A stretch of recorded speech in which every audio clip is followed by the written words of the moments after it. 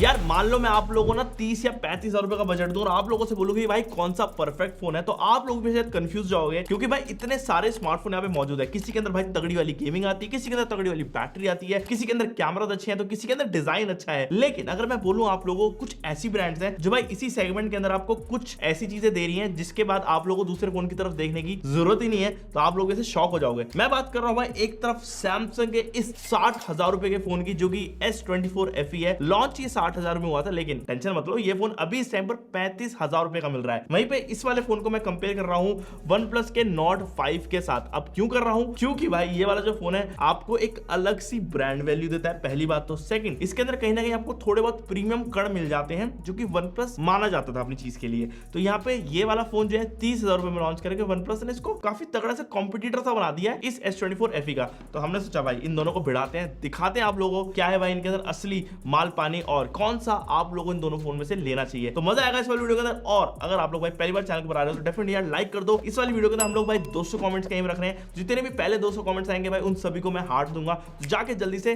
200 comments कर लो यार, चुमिया भेज देना, मजा आएगा। स्टार्ट करेंगे दोनों ही फोन के बॉक्स के साथ कि क्या आपको मिलता है। तो यहाँ पे सैमसंग का जो बॉक्स है वो थोड़ा सा भाई खाते पीते घर से नहीं आता है। ये भाई स्लिम ट्रिम है, तो इसके अंदर आपको केबल ही मिलती है और एक सिम इजेक्टर पिन मिल जाता है, अदरवाइज चार्जर इसके अंदर नहीं है। बट OnePlus दूसरी साइड भाई खाते पीते घर से आता है। इसके अंदर आपको एक कवर भी मिलता है और साथ ही में आपको चार्जर भी मिलता है इंक्लूडेड इन द बॉक्स, जो भाई 80 वॉट्स का है। तो मेरे हिसाब से यहाँ पे क्लियर विनर बॉक्स की सामग्री में तो भाई हमारा OnePlus है।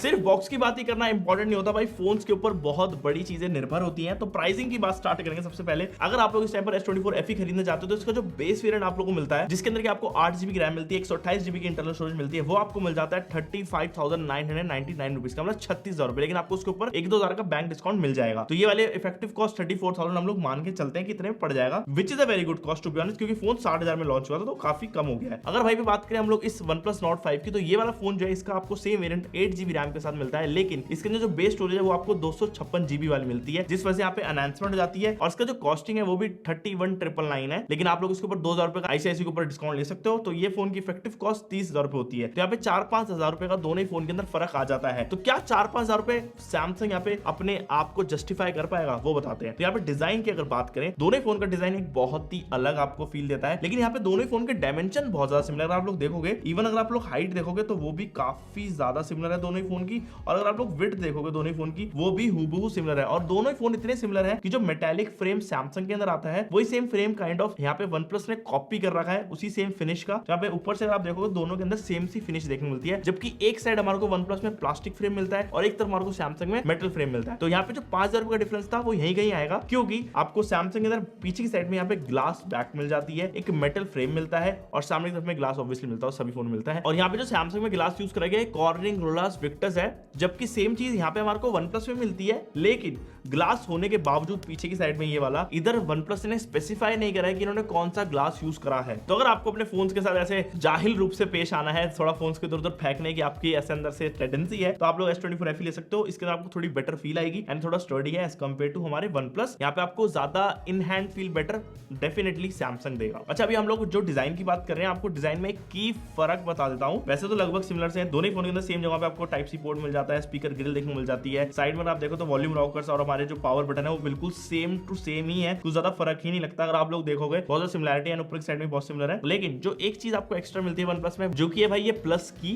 एंड ये जो प्लस की है ये आप लोग कस्टमाइज कर सकते हो, थोड़ी बहुत चीजें आप लोग को मिल जाती है इसके साथ, तो काइंड ऑफ अच्छी चीज है। और फोन को वाइब्रेट में डालना हो ना डालना वो आप लोग इस वाले फोन में कर सकते हो, जो आपको सैमसंग में नहीं मिलता। एंड गाइस ये वाली वीडियो के अंदर ना आपको इधर राइट साइड में प्रोडक्ट का टैग देखने को मिल जाएगा। अगर आप लोग इस वाले प्रोडक्ट को इन टैग से खरीदोगे तो भाई इस वाले चैनल की हमारी हेल्प होती है, हम लोग आप लोगों के लिए और तगड़ी वाली और अनबायस्ड वीडियोस आगे लेकर आ पाएंगे। तो इस वाले टैग से आप कोई भी प्रोडक्ट खरीद सकते हो और आपको डिस्काउंटेड रेट पे ही मिलेगा। पता है मैं सोच रहा था इस वाले रिव्यू को बनाने से पहले कि ना जो सैमसंग है वो भारी होगा जस्ट बिकॉज में मेटल फ्रेम यूज करा गया है, ग्लास बैक है, तो मेरे को ऐसा फील हो रहा था। बट भाई ऐसा नहीं हुआ, क्योंकि OnePlus Nord 5 हमारा 211 ग्राम का है और S24 FE यहाँ पे 213 ग्राम का, तो लगभग सिमिलर सा ही वेट है और आपको पता ही नहीं चलता। आंख बंद कर लेते हो ना तो बहुत ज्यादा सिमिलर से वेट लगते हैं। अब देखो मोटापा भी एक सबसे अहम चीज होती है, कितना फोन मोटा है। बॉक्स की तो बात हमने स्टार्टिंग में कर ली थी। यहाँ पे जो सैमसंग है वो 8 mm की थिकनेस देता है, हमारा वन प्लस जो है 8.1 mm की थिकनेस देता है। ज्यादा बड़ा फर्क नहीं, बट स्टिल काउंटेबल है, तो हमने सोचा बता देते हैं। और आपको बताऊंगा हल्का सा मोटा और भारी क्यों है, दिन का वेट सिमिलर क्यों है, आगे चल के आपको समझ आ जाएगा वो बात। खैर, अब बात की सबसे ज्यादा इंपॉर्टेंट चीज की, वो है भाई फ्रंट डिस्प्ले। दोनों फोन के अंदर आपको एक बहुत ही प्यारा पैनल देखने को मिल जाता है। अगर स्टार्ट करूं S24 FE के साथ, तो इसके अंदर आपको मिलता है एक 6.7 इंचेस का बहुत ही प्यारा डायनेमिक एमोलेड 2x 120 हर्ट्ज का पैनल, जो कि HDR10+ भी सपोर्ट करता है, जो कि एक LTPS पैनल है। और इसका जो पीक है वो 1900 निट्स का है, जिस वजह से भाई ये डिस्प्ले आपको सच में बहुत ही ज्यादा लाजवाब लगी। और सैमसंग की डिस्प्ले आपको ना पता तो बता दूं भाई, एप्पल भी सैमसंग से डिस्प्ले लेता है, इवन वन प्लस भी सैमसंग से डिस्प्ले लेता है। यहाँ पे भाई सैमसंग की डिस्प्ले की खुद की कैलिब्रेशन बहुत ज्यादा अच्छी है, जिस वजह से आपको क्वालिटी में कोई कॉम्प्रोमाइज नहीं होगा। फोन वाइड वाल L1 सपोर्ट करता है, नेटफ्लिक्स के अंदर आपको मजा ही आ जाएगा। बात करें अगर OnePlus Nord 5 की, तो इसकी डिस्प्ले थोड़ी सी इंटरेस्टिंग है, क्योंकि इसमें आपको 6.83 इंचेस का एक स्विफ्ट एमोलेड 1 बिलियन कलर वाला 144 हर्ट्ज का एमोलेड पैनल देखने को मिल जाता है, जो कि बहुत ही क्रिस्प है। और ये 144 हर्ट्ज आप लोगों को सुन के लगेगा यार क्या बात है, बढ़िया है, बट ये 144 हर्ट्ज कुछ सिनेरियो में ही जाता है, कुछ गेम्स के अंदर ही जाता है, तो नॉर्मली 120 हर्ट्ज पे ही चलता है। अदरवाइज अगर डिस्प्ले की बात करें तो 10 बिट पैनल, तो आपको यहाँ पे कलर्स डेफिनेटली ज्यादा देखने को मिल जाते हैं। और इसका जो हाई ब्राइटनेस मोड्स की पीक है वो है 1400 निट्स की, तो आउटडोर विजिबिलिटी भी काफी ज्यादा बरकरार रहती है। और यहाँ पे डिस्प्ले हल्की सी बड़ी है, जिस वजह से जो बेजल साइज है ना फोन का, वो बहुत ज्यादा कम है एज कम्पेयर टू सैमसंग। इसका अराउंड 90.1% का स्क्रीन टू बॉडी रेशियो है, as compare to 88% screen to body ratio on Samsung. तो यहाँ पे आपको पता चल जाएगा, बेजल लेस एक्सपीरियंस चाहिए तो आप लोग OnePlus डायरेक्टली ऑप्ट कर सकते हैं। डिस्प्ले से नो कॉम्प्रोमाइज, दोनों के अंदर आपको पंच होल के अंदर कैमरा मिल जाता है। दोनों डिस्प्ले बहुत ही लाजवाब है, दोनों वाइड एंगल सपोर्ट करती है, HDR प्ले करो, कुछ भी कंटेंट प्ले करो, मजा आता है। मेरे को हल्की फुल्की कुछ जगहों पे सैमसंग की डिस्प्ले बेटर लगती है कलर्स वाइज, बट अब ठीक है।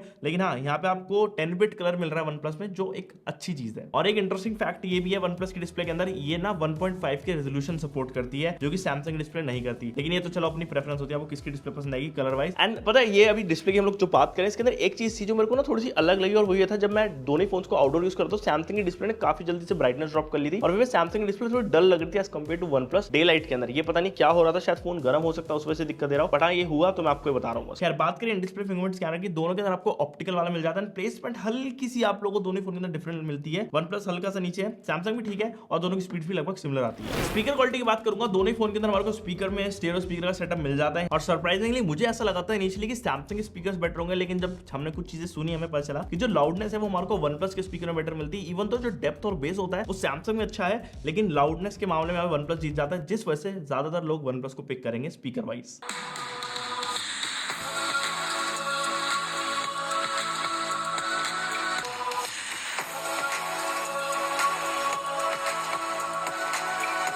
देखो यार, अब ना थोड़ा सा ना ऐसे एक्स्ट्रा फीचर्स के ऊपर भी बात करना बहुत ज्यादा इंपॉर्टेंट है। तो दोनों ही फोन्स के अंदर आप लोगों को ना अगर बात करें IP रेटिंग की तो मिलती है, लेकिन यहाँ पे फर्क आता है। सैमसंग आपको देता है IP68 की रेटिंग, जिस वजह से आप लोग 1.5 मीटर के पानी में इसको 30 मिनट तक डुबो के रख सकते हो, लेकिन रिकमेंडेड नहीं है। तुम्हारा भाई तुम्हें पता होगा हमेशा बोलता है कि भाई इन सब चीजों से बचा के रखा करो फोन को। और वहीं पे अगर बात करें OnePlus की, तो इसके अंदर IP65 की रेटिंग मिलती है। तो ये वाला फोन जो है हल्के फुल्के भाई लो प्रेशर वाटर जेट्स को संभाल सकता है, हल्की फुल्की बारिश को संभाल सकता है, बट इस वाले फोन को सबमर्ज मत करना पानी के अंदर, तो ये दिक्कत दे देगा। तो मेरे हिसाब से कहीं ना कहीं भाई देखो एक्स्ट्रा चीज के अंदर यहाँ पे सैमसंग जीत रहा है। और वही बात करें अगर हैप्टिक्स की, तो मेरे को हैप्टिक फीडबैक के अंदर दोनों ही फोन के अंदर बढ़िया वाला फील आता है। यहाँ पे बस एक चीज आपको अच्छी लगेगी OnePlus के अंदर, वो ये इंप्लीमेंटेशन सॉफ्टवेयर के साथ हैप्टिक्स की ज्यादा अच्छी है, तो वो सॉफ्टवेयर वाला पार्ट है। वैसे दोनों के अंदर टक टक वाली मोटर है, बढ़िया मजा आता है। और वहीं पे अगर बात करें टाइप सी पोर्ट की, दोनों के अंदर मिलता है, लेकिन यहाँ पे जो OnePlus के अंदर टाइप सी आ रहा है वो USB 2.0 बेस्ड है, वहीं पे सैमसंग के अंदर USB 3.2 बेस्ड हमारे को टाइप सी पोर्ट मिलता है, जिससे कि आपकी ट्रांसफर स्पीड हो गई SSD के थ्रू या कुछ भी चीज अगर आप लोग लगाकर ट्रांसफर करोगे वो ज्यादा फास्ट रहेंगे ऑन सैमसंग। अब देखो इतने सारे एक्स्ट्रा फीचर्स को साइड करके हम लोग चलते हैं डायरेक्टली परफॉर्मेंस की तरफ, क्योंकि सबसे मेजर पार्ट है। और मुझे पता है आप लोग भी जानना चाहते हो कि भाई हम लोग 30,000 रुपए दे रहे हैं, 35,000 रुपए दे रहे हैं, परफॉर्मेंस का क्या हाल है। तो सैमसंग के अंदर आपको मिलता है Exynos 2400E 4nm based chipset, जो कि काफी ज्यादा कैपेबल चिपसेट है। वहीं पे OnePlus Nord 5 के अंदर आपको देखने को मिलता है एक बहुत ही प्यारा Snapdragon 8s Gen 3। ये वाला जो प्रोसेसर है, इससे भाई बहुत लोगों की एक्सपेक्टेशन जुड़ी हुई है, सब लोगों को पता है ये चिपसेट कैसे तो ट्राइड एंड टेस्टेड है, बहुत अच्छी परफॉर्मेंस निकालता है। वैसे हम लोगों ने जब खुद टेस्ट करा तो Antutu के अंदर जो है ना हमारा सैमसंग जीता, 15 लाख का स्कोर सैमसंग ने दिया, OnePlus ने हमारे को 13 लाख का स्कोर दिया। बट जैसे कि आपको पता है भाई हर चीज ऐसे बेस्ड नहीं होती स्कोर्स के ऊपर, तो हमने कुछ और चीजें रन करी डे टू डे लाइफ के अंदर। जब हमने साइमल्टेनियसली एप्लीकेशंस खोली तो भाई हमें फर्क ही नहीं दिख रहा था। और ऐप ओपनिंग टेस्ट में हमने यही नोटिस करा कि जो सैमसंग है वो ज्यादा फास्ट था एज कम्पेयर टू OnePlus। ये चीज मुझे भी नहीं यकीन हुई जब मैंने देखा, कि मुझे लगा था कि भाई OnePlus का सॉफ्टवेयर बहुत इवॉल्व है, बहुत ऑप्टिमाइज्ड है, बट ऐसा नहीं हुआ। यहाँ पे सैमसंग ने भाई बाजी मार ली और OnePlus को पिछाड़ के पीछे फेंक दिया। इवन तो स्कोर्स में डिफरेंस था, लेकिन हमने जब वो टेस्ट करा तो हमारे को रियल लाइफ में भी डिफरेंस डिफरेंस पता चला। एंड इवन जब हमने दोनों फोन में गेम्स भी लोड करी थी तो भाई हमारा यहाँ पे सैमसंग ही जीत रहा था। अब आपको बता देता हूँ भाई, आप लोग सोच रहे हो कि भाई दोनों में स्टोरेज कौन सी है, टाइप क्या लगाया गया है, तो ये सुन लो कि दोनों ही फोन के अंदर UFS 3.1 की स्टोरेज मिलती है, तो यहाँ पर भी कोई बड़ा फर्क नहीं है, जिस वजह से सैमसंग यहाँ पे क्लियर विनर निकल जाता है। इवन तो सेम स्टोरेज होने के बावजूद यहाँ पे स्पीड ज्यादा फास्ट है सैमसंग। अब परफॉर्मेंस के साथ चलते हुए ना, एक सबसे ज्यादा इंपॉर्टेंट फैक्टर होता है भाई हमारा सॉफ्टवेयर, बहुत बड़ा रोल प्ले करता है। और एंड्रॉइड की दुनिया के अंदर भाई सॉफ्टवेयर बहुत इंपॉर्टेंट है। iOS में तो खैर, आईफोन में, सॉरी iOS नहीं, आईफोन में तो एक ही आता है। यहाँ पे दोनों ही फोन के अंदर डिफरेंट सॉफ्टवेयर आता है। अगर बात करें OnePlus की तो इसके अंदर आपको ऑक्सीजन OS देखने को मिल जाता है, very refined software, very good software, ज्यादा ब्लोटवेयर्स नहीं आते हैं। अगर आप लोग एंड्रॉइड फोन्स की दुनिया से वाकिफ हो तो आपको अच्छा लगेगा वाला UI। वहीं पे सैमसंग के अंदर आपको मिलता है One UI, one of the finest Android software, और मेरी लिस्ट के अंदर नंबर 1 OS है। अगर मैं बात करूं एंड्रॉइड सॉफ्टवेयर में, मुझे पर्सनली बहुत ज्यादा पसंद है, क्योंकि इसके फीचर्स, इसकी हर एक चीज एक थोड़ी सी प्रीमियम भी लगती है और मजा भी आता है चलाने में। इवन तो इसके अंदर हैप्टिक्स का इंप्लीमेंटेशन इतना अच्छा नहीं, जैसे OnePlus में आपको मैंने बताया था स्टार्टिंग में इंप्लीमेंट हो रखे हैं, वॉल्यूम डाउन करो, वॉल्यूम अप करो, मजा आता है, वो चीज इसमें नहीं होती। बट जो एक्सपीरियंस ये देता है आप लोगों को वो ज्यादा बेटर है मेरे हिसाब से, क्योंकि थोड़ा सा सॉफ्ट कॉर्नर है ना मेरे दिल में सैमसंग के लिए। लेकिन हाँ, अगर बायस ना होकर मैं आपको डायरेक्टली बताऊं तो बहुत अच्छे सॉफ्टवेयर है दोनों फोन के अंदर। लेकिन यहाँ पे अगर आप अपडेट साइकिल की बात करो तो सैमसंग 7 साल की मेजर अपडेट्स देगा, वहीं पे OnePlus आप लोगों को 4 साल की मेजर अपडेट्स देगा। लेकिन OnePlus ने बोला कि 6 साल के सिक्योरिटी अपडेट्स मेरे से एक्स्ट्रा ले लो, तो यहाँ पे 6 साल के काइंड ऑफ आपको सपोर्ट डायरेक्टली OnePlus के अंदर मिल रहा है। अब देखो सॉफ्टवेयर के अंदर कुछ एक्स्ट्रा फीचर्स होते हैं जो आपको डेफिनेटली यहाँ पे OnePlus में मिल जाते हैं, कुछ AI फीचर्स होते हैं। सैमसंग में थोड़ा बहुत गैलेक्सी AI वाले फीचर S24 FE में दे देता है, तो ये भी चीजें, ड्राइंग असिस्ट हो गया, फोटो असिस्ट हो गया, आप लोग बना सकते हो फोटो वोटो। वहीं पे मेरे को पर्सनली ऐसा लगता है कि सैमसंग का जो ओवरऑल AI है वो ज्यादा बेटर है as compare to any other AI, वो थोड़ा ज्यादा बेटर तरीके से काम करता है। और ये वीडियो कोई भी पेड नहीं है, अगर आप लोगों को लग रहा हो भाई थोड़ा सा सॉफ्ट कॉर्नर लेके चल रहा हूँ, सॉफ्टवेयर वाइज मुझे थोड़ा सा सैमसंग पसंद है, यही बात है। बाकी आप लोग सैमसंग डेक्स जैसे फीचर भी इस वाले फोन के अंदर इस्तेमाल कर सकते हो। वहीं पे बात रही अगर ऑक्सीजन OS की, तो इसके अंदर मेरे को जो सबसे ज्यादा फेवरेट चीज है वो है भाई इसका विजेट स्टाइल। यहाँ पे अगर आप लोग लेफ्ट देखते हो तो यहाँ पे आपको हर एक विजेट्स इन टाइल फॉर्मेट में मिल जाती है, आप लोग ग्लोबल सर्च कर सकते हो, ये चीज मुझे बहुत ज्यादा पसंद है। एंड सेकंड, आप लोग यहाँ पे ना कस्टमाइजेशन ज्यादा कर सकते हो, ट्रांजिशन आप लोग सिलेक्ट कर सकते हो किस तरीके आप लोगों को चाहिए, आप लोग यहाँ पे लेआउट सेट कर सकते हो, ये ज्यादा अच्छे से होता है OnePlus के अंदर, जो कि हमारे सैमसंग के अंदर नहीं हो पाता। यार देखो कैमरास की जहां तक बात रही थी तो मैंने थोड़ा सा अंदर घुस के इन दोनों फोन के कैमरास को टेस्ट करा है। अगर बात करो देखो S24 FE की, तो इसके अंदर 50 मेगापिक्सल का मेन सेंसर मिलता है, 8 मेगापिक्सल का हमारे को टेलीफोटो मिलता है और 12 मेगापिक्सल का अल्ट्रा वाइड मिल जाता है। एक अच्छा कैमरा सेटअप है क्योंकि तीनों ही लेंसेज हमारे को मिल रही है जो कि अनिवार्य होती है। और बात करें अगर OnePlus की, तो इसके अंदर आपको 50 मेगापिक्सल का मेन सेंसर मिलता है, 8 मेगापिक्सल का अल्ट्रा वाइड मिलता है, सिर्फ 2 ही सेंसर है इसके अंदर। टेलीफोटो लेंस यहाँ पे मिसिंग है, तो पोर्ट्रेट शॉट्स की जब बात आई तो भाई ऑब्वियसली यहाँ पे सैमसंग विनर रहा। लेकिन मुझे ऐसा लग रहा था कि भाई दूसरे शॉट्स के अंदर शायद OnePlus जीत जाए, बट ऐसा नहीं हुआ। सैमसंग ने उसको बिल्कुल पिछाड़ दिया है हर एक फोटो के अंदर। इवन हमने जब नाइट शॉट्स खींचे तो आप लोग देख सकते हो यहाँ पे सैमसंग की डिटेल ज्यादा बेटर है एज कम्पेयर टू OnePlus। तो ये चीज देखने को मिली कि कैमरा डिपार्टमेंट में सैमसंग बहुत ज्यादा स्ट्रॉन्ग है as compare to OnePlus Nord 5। आप चाहे डे लाइट की फोटो क्लिक करो, नॉर्मल ऐसे इंडोर में क्लिक करो या फिर नाइट में क्लिक करो, आपको ज्यादा अच्छी फोटो सैमसंग की ही लगेंगी। एंड सैमसंग के कलर्स भी बेटर है, तो आपको उसमें समझ आ जाएगा। और जहां तक रही बात देखो वीडियो सेक्शन की, दोनों फोन के अंदर अल्ट्रा वाइड रिकॉर्ड होता है, 460 FPS के अंदर साइड बाय साइड कंपैरिजन है। अगर हम लोग भाई एक्सपोजर देखें तो ऑक्टो एक्सपोजर इस टाइम पर देखो क्वालिटी वाइज ना हल्का सा डिटेल आप लोगों को शैडोज में दिखेंगी OnePlus की, बट थोड़ी सी ज़्यादा, ये देखो ये जो है ना अलग तरीके से स्टेबलाइज कर रहा है OnePlus, बट वही Samsung is very very smooth. और हम लोग चल भी रहे हैं तो यहाँ पे मुझे लगता है कि सैमसंग ज़्यादा स्टेबिलिटी हमारे को दे सकता है।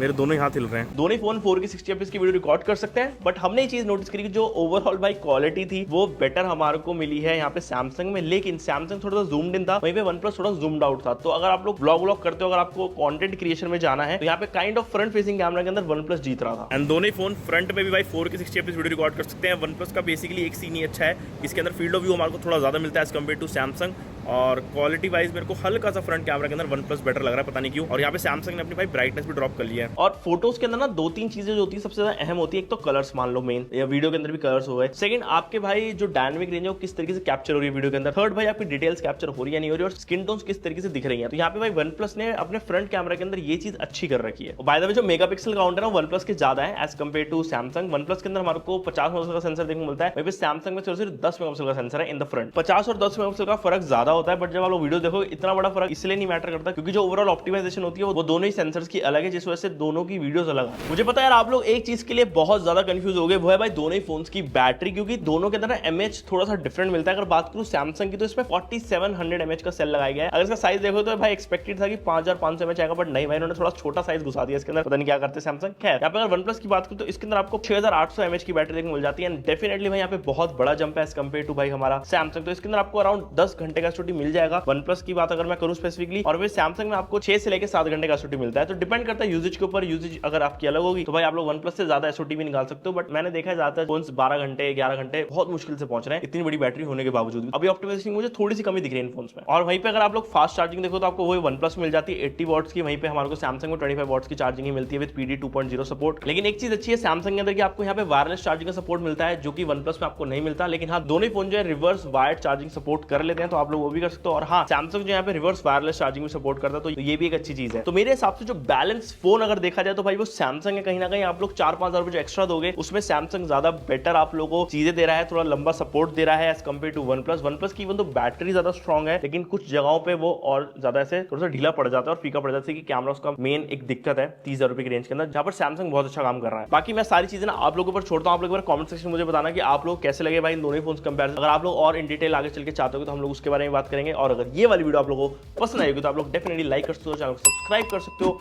और मैं आपसे बताना नेक्स्ट वाली वीडियो के अंदर। Okay guys, bye bye.